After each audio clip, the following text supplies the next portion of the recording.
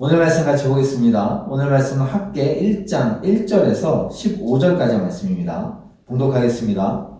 다리오 왕 제2년 여섯째 달 곧 그 달 초하루에 여호와의 말씀이 선지자 학개로 말미암아 스알디엘의 아들 유다 총독 스룹바벨과 여호사닥의 아들 대제사장 여호수아에게 임하니라. 이르시되 만군의 여호와가 이같이 말하여 이르노라. 이 백성이 말하기를 여호와의 전을 건축할 시기가 이르지 아니하였다 하느니라.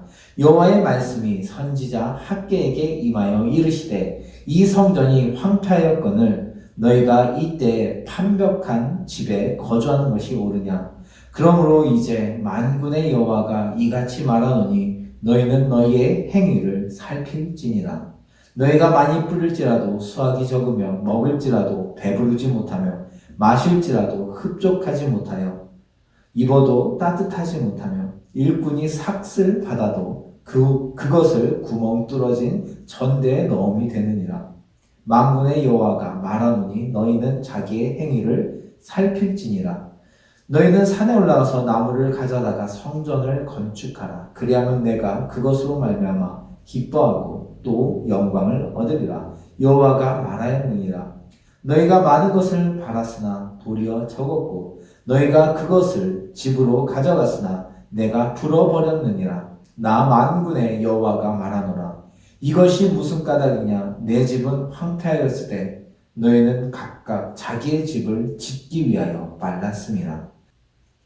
그러므로 너희로 말미암아 하늘은 이슬을 그쳤고 땅은 산물을 그쳤으며 내가 이 땅과 산과 곡물과 새 포도주와 기름과 땅의 모든 소산과 사람과 가축과 손으로 수고하는 모든 일에 한재를 길게 하였느니라.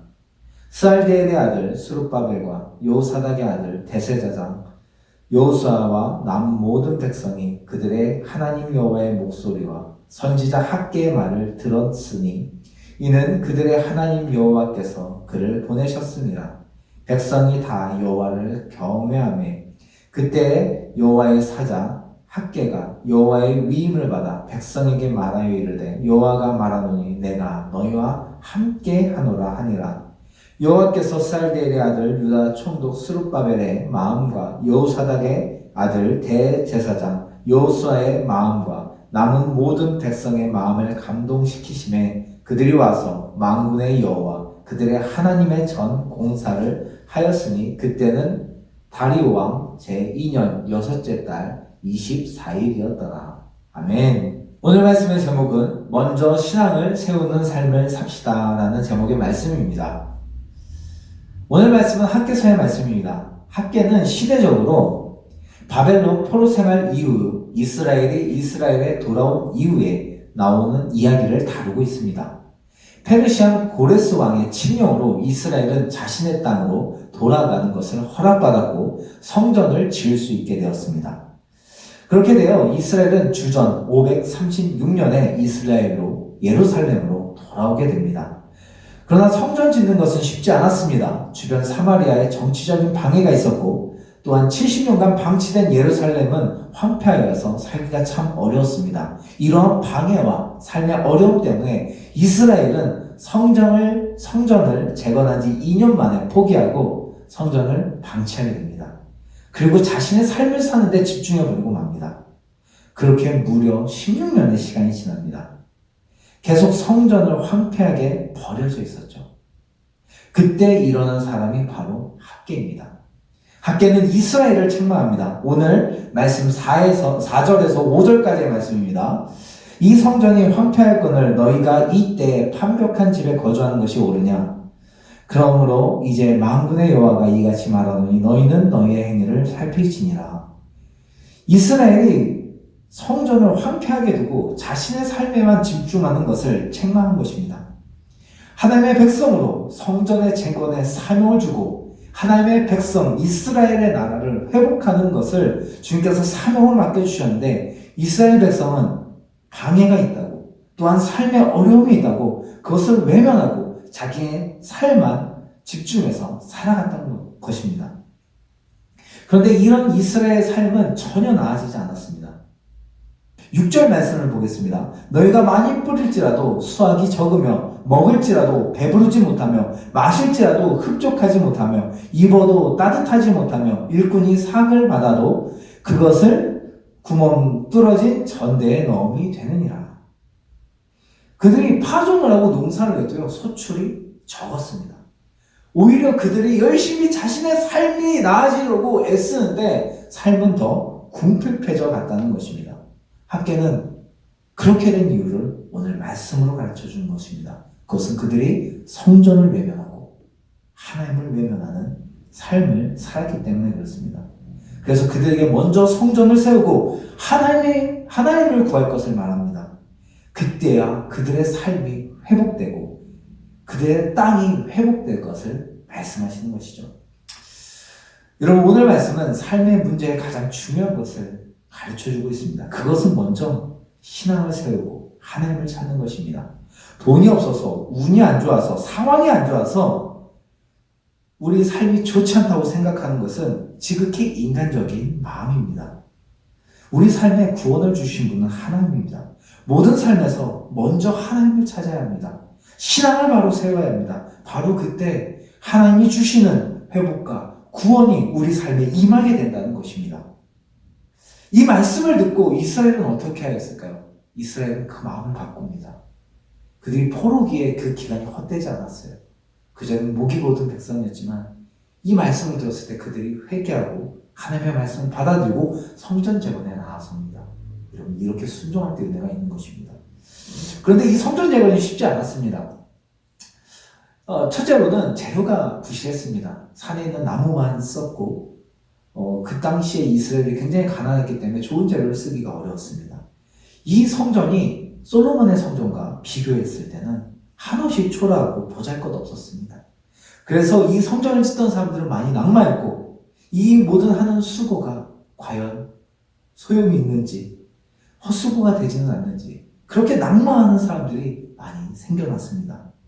그때 다시 학계가 일어나서 말씀을 전해줍니다. 2장 3절에서 4절까지 말씀입니다. 너희 가운데 남아있는 자 중에서 이 성전의 이전 영광을 본 자가 누구냐?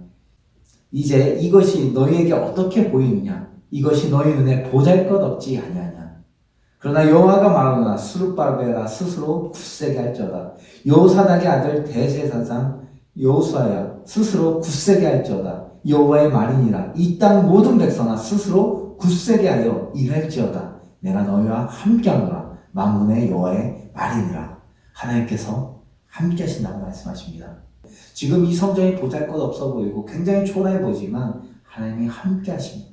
그 성전이 이전 영광보다 더 영광스럽게 하실 거라고 주님이 약속하시는 것입니다. 그래서 낭망하지 말고 굳세게 하여라라고 주님은 말씀하시는 것입니다. 여러분, 이 말씀처럼 우리가 말씀에 순종하며 나아갈 때 낭만과 좌절의 순간이 올 수 있습니다. 순종하고 하나님의 뜻을 먼저 구하며 나아가는데 고난과 역경이 올 수 있습니다.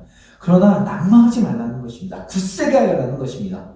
믿음으로 하나님의 뜻을 먼저 세우고 사명을 감당하며 나아가면은 주님이 이 영광보다 더 큰 영광을 보게 역사해 주신다는 것입니다. 그러므로 낭망하지 말고 믿음을 굳세게 하라고 가르치는 것입니다. 여러분, 오늘 말씀은 학계를 통해서 이스라엘의 신앙의 우선순위를 회복시키는 말씀입니다. 하나님은 학계를 통해서 이스라엘이 놓치고 있었던 신앙의 원래의 모습, 그들이 정말 회복해야 되는 본 신앙의 모습을 가르치고 있습니다. 우리가 오늘 이 말씀의 내용들을 통해서 우리도 정말 세워야 되는 바른 신앙의 모습을 세 가지로 살펴보려고 합니다. 첫째는 먼저 신앙을 구하는 사람이 되는 것입니다. 오늘 말씀에서 이스라엘은 자신의 삶이 우선이었습니다. 자신의 삶에 집중되어 있었고 그것을 중요하게 하나님을 따르는 것보다 더 중요하게 여겼습니다. 당장 땅이 황폐되었고 먹고 살 것이 부족했기 때문에 내가 지금 내 목구멍이 포도청이기 때문에 다른 것에 신경 쓸 여력이 없었다는 것이죠. 그래서 성전 재건은 뒤로 미루고 하나님은 뒤로 미뤘습니다. 그런데 그들의 삶이 나아졌습니까? 아니요. 더 궁핍해졌습니다. 그들의 삶은 더 척박해져 갔습니다. 그것을 학계가 알려준 것입니다. 그것이 신앙을 저버렸기 때문인 것입니다. 여러분, 신앙에는 역설이 있습니다. 누가복음 17장 33절에는 이렇게 이야기합니다. 무릇 자기 목숨을 보존하고자 하는 자는 잃을 것이요 잃는 자는 살리리라. 주님께서 말씀하십니다. 무릇 자신의 목숨을 위해서 내 삶을 위해서 살아가면 오히려 그것을 잃게 된다고 합니다. 그러나 내 목숨이 아닌 하나님을 구하며 신앙을 구하며 하나님의 뜻을 찾으며 살아간다면 오히려 내 생명을 잃을 것 같은데 얻게 된다는 것입니다. 이것이 성경이 우리에게 알려주는 중요한 신앙의 역설입니다. 여러분, 하나님 안에 생명과 구원이 있습니다. 내 삶이 분주하고 바쁘고 참 정신없는 그런 어려운 상황 가운데 있다 할지라도 여러분, 내 삶을 분주함을 내려놓고 내가 먼저 주님을 찾고 주님께 나의 문제를 가져가고 하나님의 말씀을 붙잡고 예배를 회복하며 신앙을 회복하며 살아가면 여러분, 오히려 내가 잃을 것 같은데 얻게 되는 것입니다. 주님이 내 삶이 죽을 것 같은데 살려주시는 것입니다. 내 삶의 모든 은혜와 축복이 막혔는데 주님께서 그 모든 것을 열어주신다는 거예요. 왜냐하면 주님이 생명이시기 때문입니다. 주님은 우리를 생명으로 인도하기 위해서 때로는 우리의 상황을 막으실 때가 있습니다. 우리의 신앙이 무너졌을 때, 우리의 예배가 무너졌을 때 막으실 때가 있습니다. 그것은 참 생명을 주시는 주님께 돌아오게 하기 위해서입니다. 이스라엘을 막으셨습니다. 그래서 이스라엘은 회개하고 돌아와서 다시 은혜를 경험했습니다. 여러분, 우리도 우리의 모든 삶 속에서 이 신앙을 먼저 세워야 할 것입니다. 먼저 하나님을 찾고 하나님을 바라볼 때 하나님이 우리의 삶을 책임지시며 우리의 삶을 회복시키시며 은혜를 더하여 주신 줄 믿습니다. 여러분, 우리의 삶 가운데 먼저 이 신앙을 세워가는, 먼저 예배를 세워가고 먼저 하나님의 말씀에 순종하는 그런 믿음의 우선순위를 세우시는 여러분 되기를 간절히 축원합니다. 두 번째로는 먼저 사명을 감당하는 삶을 살아가는 겁니다. 이스라엘은 사명이 있었습니다. 그것이 바로 성전 재건이었습니다. 근데 이스라엘이 어떻게 했죠? 사명을 저버렸습니다. 하나님의 성전을 황폐하게 내버려두고 주어진 사명을 뒤로 미루고 그것을 무시하고 살아갔습니다. 여러분, 하나님께서는 우리에게도 주신 사명이 있습니다. 그것이 무엇일까요? 마태복음 28장 19절에서 주님은 이렇게 말씀하십니다. 그러므로 너희는 가서 모든 민족을 제자로 삼아 아버지의 아들과 성령의 이름으로 세례를 베풀고 내가 너희에게 분부한 모든 것을 가르쳐 지키게 하라. 볼지어다 내가 세상 끝날까지 너희와 항상 함께 있으리라. 이것이 우리에게 주신 사명입니다. 바로 선교의 사명이죠. 하나님께서 주신 귀한 은혜를 가지고 복음을 가지고 이 땅 가운데 하나님의 나라를 세워가며 믿지 않는 영혼들을 전도하며 선교의 사명을 감당하는 것이 우리에게 주신 사명입니다. 우리도 먼저 신앙을 세우는 삶은 바로 이 사명을 감당하는 삶입니다. 우리가 이 사명을 감당할 때 하나님은 영원히 생명을 얻게 하시고 우리를 통해서 하나님의 나라가 확장되게 역사하십니다. 바로 이런 삶을 살 때 오히려 우리의 삶이 하나님에게 귀하게 쓰임받는 은혜의 삶으로 우리 삶이 변하게 되는 것입니다. 여러분, 이스라엘이 이 사명을 저버렸을 때 오히려 더 인생이 척박해지고 괴로워지고 하나님의 은혜가 끊어진 삶으로 바뀌고 말았습니다. 그들이 이 사명을 저버렸기 때문에 그렇습니다. 여러분, 우리도 우리에게 주어진 이 사명을 우리도 마음을 다해 헌신하고 우리가 마음을 다해 이 사명을 감당하는 믿음의 삶을 살아야 할 것입니다. 이 사명을 감당할 때 우리 삶에 하나님의 은혜가 임하게 됩니다. 우리가 이 사명을 감당할 때 하나님과 동행하는 인생이 열리게 됩니다. 우리가 이 사명을 감당할 때 우리를 통해서 우리의 가정이, 우리의 교회가, 내가 속한 공동체가 변하는 역사가 이루어지는 것입니다. 여러분, 우리에게도 주어진 많은 직분이 있지 않습니까? 교회에서 주어지는 직분들, 또는 교회학교 교사들, 또 우리에게 주어진 많은 교회 안에서의 사명들이 있습니다. 또 선교적인 많은 우리에게 주어지는 선교의 기회도 있습니다. 여러분, 우리에게도 이런 귀한 사명들을 주님께서 주신 것입니다. 여러분, 우리도 이스라엘처럼 우리의 삶만 바라보고 있지 않습니까? 지금 당장 내가 살아가는 이 상황, 당장 내가 누릴 것들, 이렇게 우리의 시선이 우리의 삶에만 국한되어 있지 않습니까? 내 눈을 들어서 하나님의 나라를 바라볼 때, 내 삶을 들어서 하나님을 위해서 헌신할 때 우리의 삶은 전혀 다른 방향성으로 인도되는 것입니다. 쓰임받게 되는 것입니다. 하나님의 귀한 사역에 동참하는 위대한 주님의 제자로 쓰임받게 되는 것입니다. 여러분, 우리가 이 새로운 신앙의 모습을 갖기를 소망합니다. 정말 사명을 위해서 헌신하는 바른 믿음의 사람이 되기를 간절히 소망합니다. 셋째로는 상황이 아닌 하나님을 바라보는 신앙을 갖는 것입니다. 이스라엘은 상황이 좋지 않았습니다. 그들이 말씀에 순종하고 성전을 지어갔지만 그들의 상황은 좋아지지 않았어요. 그 성전은 초라했고 보잘것이 없었고 그들의 수고가 헛수고처럼 느껴졌습니다. 그런데 그때 하나님은 말씀하십니다. 내가 너희와 함께하겠다. 너희는 굳세게 하여라. 이전 영광보다 더 큰 영광을 주겠다고 주님 말씀하십니다. 우리가 말씀을 따르고 사명을 감당할 때 이스라엘 사람들처럼 낭망하는 순간이 올 수 있습니다. 방해가 있고 장애가 있고 좌절되는 순간이 올 수 있습니다.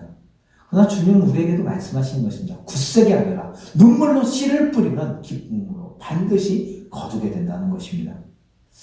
열심히 수고하는 교회학교 교사들 중에 또는 직분자들 중에 낭망하는 사람들이 있습니다. 열심히 해도 열매가 없을 때 그렇습니다. 애를 쓰고 기도하는데 생각보다 변하지 않는 아이들을 볼 때, 변하지 않는 나의 모든 사역의 현장을 볼 때 좌절하는 순간들이 올 수 있습니다. 그러나 여러분, 하나님은 우리에게 약속하시는 것입니다. 그런 모든 순간 가운데도 낭망하지 말라는 것입니다. 좌절하지 말라는 거예요. 굳세게 하고 믿음을 지키고 강건하게 하나님을 바라보면서 눈물로 씨를 뿌리며 삶을 감당하고 하나님의 일을 감당하는 삶을 살아가라는 것입니다. 그렇게 살아가면 우리 삶에 반드시 하나님이 주시는 영광이 있다는 거예요. 하나님이 주시는 열매가 있다는 것입니다. 여러분, 눈물로 씨를 뿌리면 반드시 기쁨으로 거두게 됩니다. 이것은 상황을 변화시키는 하나님이 살아계시기 때문에 그렇습니다. 우리가 우리의 가정을 위해서 끊임없이 기도하고 우리 교회를 위해서 끊임없이 기도하고 내게 주어진 사람들을 위해서 끊임없이 사명을 감당하며 나아가면 주님께서는 반드시 기쁨으로 단을 거두게 하실 것입니다. 우리가 이렇게 모든 상황 가운데서 낭망하지 말고 하나님을 바라보며 믿음의 삶을 살아가고 신앙을 우선적으로 세워가고 사명을 감당하시길 바랍니다. 그때 우리의 삶에 귀한 열매가 있는 줄 믿습니다. 오늘 말씀을 정리합니다. 오늘 말씀은 학개서를 통해 우리 삶에 먼저 세워야 되는 신앙의 모습을 알려주셨습니다.